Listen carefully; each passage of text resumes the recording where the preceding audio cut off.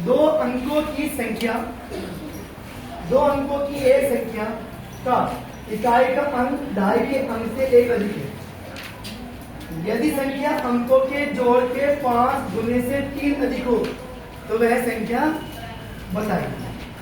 तो यहां आप एक बात ध्यान दीजिए,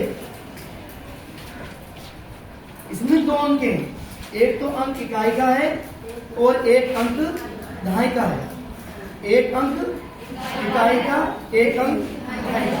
तो हम ऐसे ही मानेंगे, माना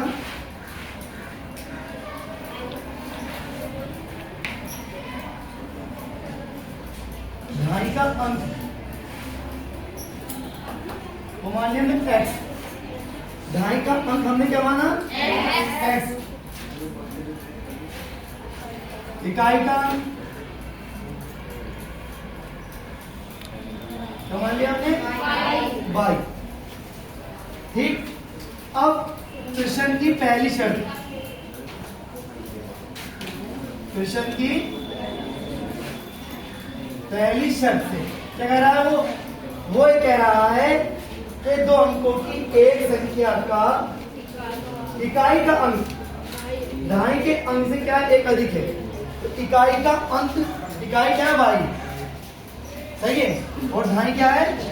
x। तो इकाई का अंक ढाई के अंक से क्या ज्यादा है? एक ज्यादा है। तो एक ज्यादा क्यों नहीं वाला है ना, तो हम यहाँ पर एक ज्यादा करके इसको बराबर दिखा देंगे। क्या दिखा देंगे? इसको बराबर दिखा देंगे। y इसको इधर लियो, माइनस का s बराबर 1। ये बन गया हमारे समीकरण 1। अब प्रश्न की दूसरी शर्त, प्रश्न की दूसरी शर्त क्या कह रहा है? यदि संख्या अंकों के जोड़ के 5 गुने से 3 अधिक हो तो पहले संख्या तो हमने मान नहीं है भाई, इकाई का अंक मान लिया और ढाई का अंक मान लिया, संख्या नहीं मानी है तो पहले संख्या मानेंगे। संख्या जो हो जाएगी आपकी वो हो जाएगी, देखिए 10 में गुणा करो ढाई के अंक से, यानी कि ढाई का अंक क्या है? x। और जो इकाई का अंक है वो जोड़ देंगे, वो जोड़ देंगे। तो ये बना 10x प्लस y। ये हमारी संख्या बन गई। क्या बनी हमारी ये संख्या? दो ढाई के अंक को 10 से गुणा करते हैं और इकाई का अंक जोड़ देंगे तो वो हमारी संख्या बन जाती है। कैसे बनती है? अगर मैं यहाँ बात करूँ 31 की, इसकी बात करूँ 31 की, तो इसमें इकाई का अंक क्या 1 और ढाई का अंक क्या है 3। भाई इकाई ढाई, तो 31 कैसे बना?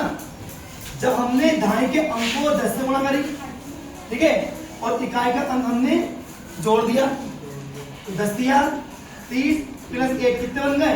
31, है ना। यानी कि ढाई के अंक को 10 से गुणा होती है और इकाई का अंक जुड़ जाता है तो वो संख्या बन जाती है।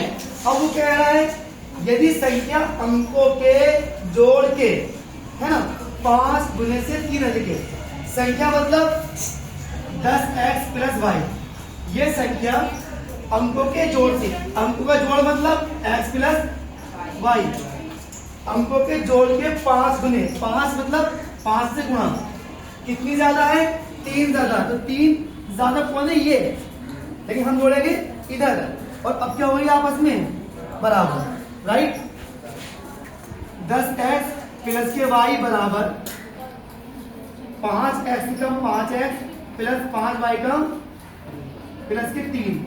अब ये x वाला मान y वाले मान के साइड लियो, तो यहाँ पर 10x ये था, ये 5x इधर था और इधर को आ जाएगा, तो ये माइनस का 5x, फिर प्लस का y और एक y इधर को है 5y, वो इधर को लाएंगे तो माइनस के 5y। सही है भाई, बराबर रह गया 3। अब यहाँ 10 में से 5 जाएंगे, 5x प्लस, अब यहाँ 5y ज्यादा है, 1y प्लस कम है, तो माइनस के 5y में से प्लस से 1y जाएगा तो माइनस के 4y बराबर 3। इसे मान लो क्या? 2। इसे मान लेंगे समीकरण नंबर 2, राइट है।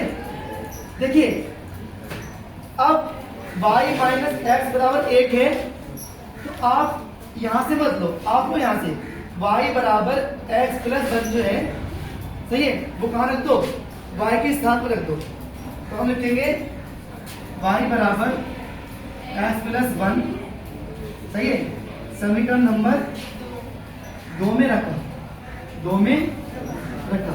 और इसलिए इसको समीकरण 2 एक बार मानो, बल्कि समीकरण 1 नहीं मानो, राइट।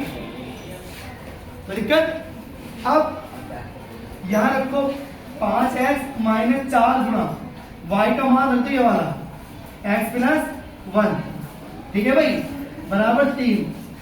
5x माइनस 4x का 4x माइनस 4 का बराबर के 3। तो 5 में से 4 गए, कितना बच गया, 1x, 1 लिखो या बराबर 3। ये 4 इधर से उधर हो जाएंगे, काय हो जाएंगे, प्लस के, राइट। तो अब क्या बना, अब बना x बराबर 3 प्लस 4 कितने हो गए, 7, राइट है। अब ये मान कहाँ रख दो, 1 में रख दो, सही है। ये मान समीकरण 1 में रखा। अब 1 क्या है, 1 है y बराबर x प्लस 1, y बराबर x का मान कितना, 7 प्लस 1, y बराबर कितना गया बेटे, 8। क्या आ गया, 8। हमें निकालनी क्या है, संख्या। हमें क्या निकालनी है भाई, संख्या। हमने संख्या मानी क्या है, हमने संख्या मानी है 10x प्लस y, हमने एक मान संख्या बराबर 10 गुणा x का मान कितना, x का मान कितना, 7, x का मान 7 प्लस y का मान कितना, 8, ये 8।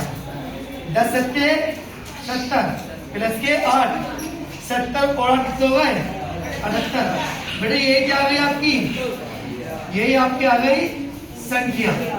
संख्या आपसे पूछे, बात ध्यान में आ गई, ठीक है।